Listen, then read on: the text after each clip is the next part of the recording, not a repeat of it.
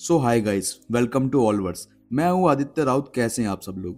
तो आज इस वीडियो में मैं एक्सप्लेन करूंगा x man days of future past की स्टोरी।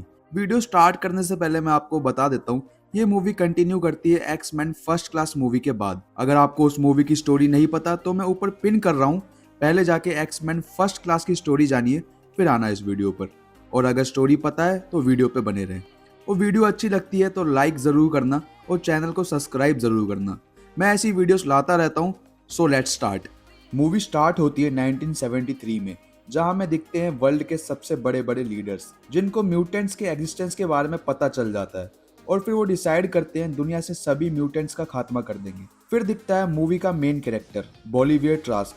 पूरी मूवी इसी के ऊपर बेस है, तो ध्यान रखना इस कैरेक्टर पर। ट्रास्क एक सेंटिनल प्रोग्राम स्टार्ट करने वाला होता है, जिसमें सेंटिनल सभी म्यूटेंट्स को ढूंढ के खत्म कर देंगे और किसी इंसान में भी म्यूटेंट्स के जीन्स मिले तो वो उन्हें भी खत्म कर देंगे। फिर सीन शिफ्ट होता है 2023 फ्यूचर में, जहाँ प्रोफेसर एक्स बता रहे थे कि आज से 50 साल पहले एक सेंटिनल प्रोग्राम ने दुनिया का रुख ही बदल दिया।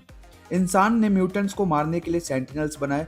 अब हुआ क्या कि म्यूटेंट्स भी इंसानों के साथ रहते थे, तो नॉर्मल इंसानों में भी म्यूटेंट्स के जीन ट्रांसफर होते थे। सिचुएशन ये थी कि सेंटिनल्स इंसानों में भी म्यूटेंट्स के जीन ढूंढ के उनको मार रहे थे। फिर सीन शिफ्ट होता है और हमें दिखाया जाता है किटी प्राइड और कुछ म्यूटेंट्स को, जो कि बच के भाग रहे होते सेंटिनल्स के अटैक से। किटी प्राइड एक ऐसी म्यूटेंट थी जिसके पास टाइम में आगे और पीछे जाने की पावर्स थी, और इन्हीं पावर्स की मदद से वो अपने एक साथी, जिसका नाम होता है बिशप, उसको वो टाइम में बार बार 2 या 3 दिन पीछे भेज के सेंटिनल्स के लोकेशन का पता लगा लेती थी। जब भी उनपे कोई अटैक होने वाला होता था तब सेंटिनल्स उनकी लोकेशन ढूंढ ले।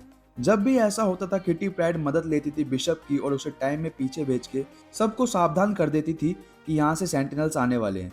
हर बार इसी तरीके से होता था और इस बार भी ऐसा ही होता है। वो अपनी लोकेशन को चेंज करके वहां से किसी सेफ जगह जाने के लिए निकलते हैं। वो पहुंच जाते हैं चाइना के एक टेम्पल में, और वहां पहुंच के उन्हें पता चलता है पुराने एक्स मैन भी वहीं पर है, जिनमें होते हैं प्रोफेसर एक्स, मैग्नीटो, वॉल्वरिन और स्ट्रॉम। प्रोफेसर एक्स जब किटी प्राइड को देखते हैं, उन्हें पता चलता है उसके अंदर काफी इनक्रेडिबल पावर्स है, जिससे वो टाइम में आगे पीछे जा सकती है।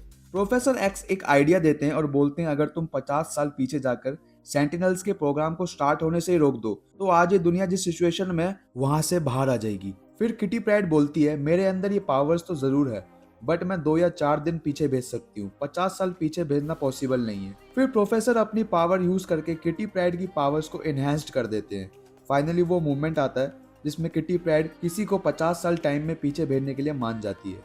फिर वॉल्वरिन आगे आता है, क्योंकि 50 साल पीछे भेजने पर माइंड डैमेज हो सकता है, और वॉल्वरिन के हीलिंग फैक्टर की वजह से वो इस काम के लिए परफेक्ट होता है। प्रोफेसर एक्स वॉल्वरिन को समझाते हैं सेंटिनल प्रोग्राम स्टार्ट हुआ था क्योंकि मिस्टिक यानी रेवन ने बॉलिवियर ट्रास्क को मार दिया था, जिससे इंसान जो है म्यूटेंट से नफरत करने लगे। तो तुम्हें किसी भी तरह मिस्टिक को ट्रास्क को मारने से रोकना है। फिर सीन शिफ्ट होता है और वॉल्वरिन जागता है 1973 के अपनी पुरानी वाली बॉडी में, और उस पे एडमेंटियम क्लॉस की जगह नॉर्मल बोन क्लॉस होते हैं। फिर वो सीधा जाके मिलता है चार्ल्स एक्जेवियर से। जेवियर स्कूल में पहुंचने के बाद वहां उसे बीस्ट मिलता है। उन दोनों से मिलने के बाद फ्यूचर में होने वाले हादसों के बारे में वो बताता है, लेकिन तब दोनों ही उसे पहचानने से इनकार कर देते हैं, और उसी मूवमेंट पे हमें दिखाया जाता है चार्ल्स एक्जेवियर चल भी पा रहा होता है। इसका रीजन था बीस्ट का बनाया हुआ एक ड्रग, जिसने चार्ल्स को चलने फिरने की एबिलिटी तो दे दी, बट ड्रग की वजह से उसने अपनी टेलीपैथी वाली पावर्स खो दी।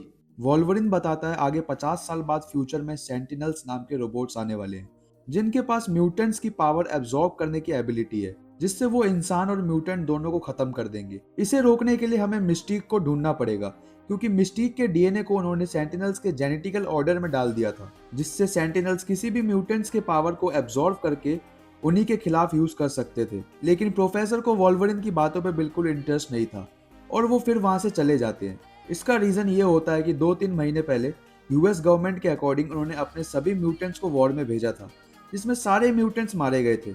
मिस्टीक भी उन्हीं में शामिल थी। मिस्टीक जिंदा है या नहीं है ये किसी को नहीं मालूम, लेकिन फाइनली वॉल्वरिन के काफी समझाने के बाद प्रोफेसर एक्स मिस्टीक को ढूंढने के लिए मान जाते हैं। फिर वो बताते हैं हमें इस काम के लिए मैग्नीटो की मदद की जरूरत पड़ेगी। फिर वो निकल जाते हैं मैग्नीटो को ढूंढने। मैग्नीटो ने कुछ टाइम पहले यूएस प्रेसिडेंट जॉन कैनेडी को मार दिया था, इसलिए उसे जेल में बंद कर दिया था। अब प्रोफेसर और वॉल्वरिन जेल में पहुंचते हैं मैग्नीटो को निकालने के लिए, जिसमें उनकी मदद करता है क्विक सिल्वर। ये सीन मूवी का बेस्ट सीन है, जहाँ क्विक सिल्वर अपनी पावर शो करता है, जो होती है सुपर स्पीड। और ये सीन जबरदस्त के साथ थोड़ा फनी भी है। फिर मैग्नीटो जेल से बाहर निकल जाता है। प्रोफेसर एक्स और मैग्नीटो जो किसी टाइम पे बहुत अच्छे दोस्त हुए करते थे, आज उन दोनों का माइंडसेट अलग अलग है म्यूटेंट्स को लेके। लेकिन वॉल्वरिन की बात सुनने के बाद फ्यूचर में क्या होने वाला है, वो अपने आपसी झगड़े को साइड में रख के मिस्टीक को ढूंढने की कोशिश करते हैं। फिर सीन शिफ्ट होता है कहानी के मेन विलन पर, जो होता है बॉलीवुड ट्रास्क, जिसे हमें स्टार्टिंग में देखा था। वो वर्ल्ड के बड़े बड़े लीडर्स से बोल रहा होता है कि आज जो हमने म्यूटेंट्स का हमला देखा है वो आगे भी हो सकता है, और उन्हें रोकने के लिए मेरे पास एक सेंटिनल प्रोग्राम है जिसके लिए मुझे फंडिंग चाहिए। तो आप मुझे फंडिंग प्रोवाइड करो ताकि मैं इस सेंटिनल प्रोग्राम को और भी आगे बड़े लेवल पर तैयार कर सकूं। लेकिन उसी कॉन्फ्रेंस में शामिल होती है मिस्टीक, जो कि एक वियतनामी पुलिस वाले के रूप में होती है। मिस्टीक जब बॉलीवुड ट्रास्ट को देखती है तो उसे वो जान से मारने की कोशिश करती है, लेकिन उसी टाइम वहां पे पहुंच जाते हैं एरिक और चार्ल्स एक्जेवियर और बीस्ट। उनका काम था बॉलीवुड ट्रास्ट को मारने से रोकना और सेंटिनल प्रोग्राम को भी स्टॉप कर देना। लेकिन उसी टाइम पे एरिक को लगने लगता है अगर आगे फ्यूचर में मिस्टीक का डीएनए इंसानों को मिल गया तो वो म्यूटेंट्स की पूरी जाति खत्म कर देंगे। इसलिए एरिक मिस्टीक को मारने लगता है। जब भी वहां आ जाता है बीस्ट, क्योंकि बीस्ट जो है मिस्टीक को पसंद करता था, इसी वजह से हमें दिखता है बीस्ट और एरिक के बीच एक जबरदस्त फाइट। इसी लड़ाई के बीच मिस्टीक मौका देख के वहां से भाग जाती है, लेकिन उसका ब्लड वहीं पे गिर जाता है और वो मिल जाता है ट्रास्क को। बॉलीवुड ट्रास्क मिस्टीक का डीएनए चाहता था और उसे वो मिल जाता है, बट वहां वो मरने से बच जाता है।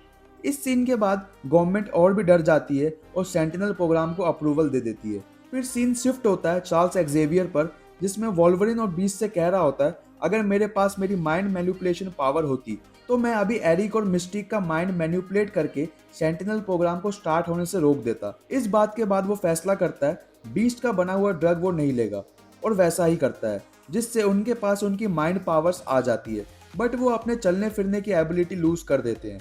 फिर वो सेरिब्रो की मदद से मिस्टीक को ढूंढने की कोशिश करते हैं। फिर उन्हें पता चलता है मिस्टीक जो है डिस्ट्रिक्ट कोलंबिया में जा रही है बॉलीवुड ट्रास्ट को जान से मारने।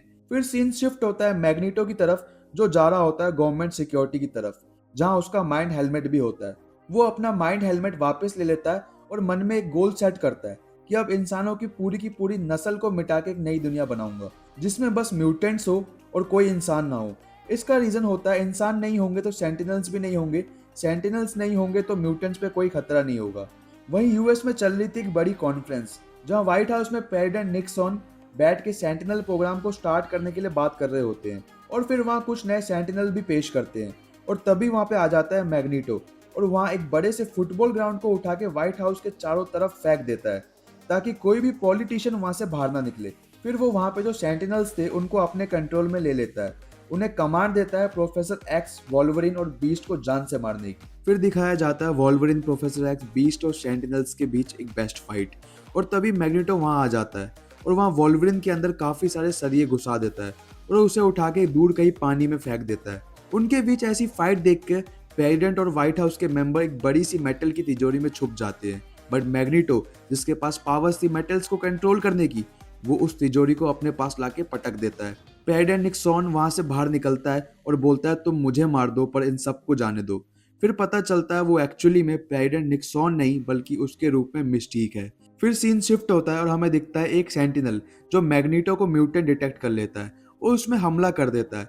मैग्नीटो उसको चुटकी में मसल देता है और इसी के दौरान मिस्टीक एक प्लास्टिक की बुलेट मैग्नीटो पे चला देती है, जिससे मैग्नीटो शांत हो जाता है। लेकिन अब भी मिस्टीक बॉलीवुड ट्रास्क को जान से मारना चाहती थी, क्योंकि वो ट्रास्क ही था जिसने वर्ल्ड वॉर में सारे म्यूटेंट्स को प्रोफेसर एक्स से मंगा लिया था, और वही उनकी जान भी गई। लेकिन वहीं प्रोफेसर एक्स मिस्टीक के माइंड को कंट्रोल करके समझाते हैं अगर तुमने अभी बॉलीवुड ट्रास्क को मार दिया तो फ्यूचर में म्यूटेंट और इंसानों की हालत बहुत बुरी हो जाएगी, क्योंकि इस हादसे के बाद इंसान म्यूटेंट से नफरत करने लगेंगे और फिर म्यूटेंट्स को खत्म करने के लिए वो हर मुमकिन तरीका आजमाएंगे। और अगर तुम इसी टाइम पे बॉलीवुड को छोड़ दोगी तो इंसान म्यूटेंट्स के लिए जो गलत सोचते थे वो उनकी सोच भी बदल जाएगी। चार्ल्स की बात को मिस्टीक समझ जाती है और बॉलीवुड को छोड़ देती है। फिर हमें बॉलीवुड की सच्चाई भी पता चलती है। ट्रास्क यूएस की सारी इन्फॉर्मेशन वियतनाम में ट्रांसफर कर रहा था ताकि वियतनाम और यूएस के बीच एक वॉर स्टार्ट कर सके।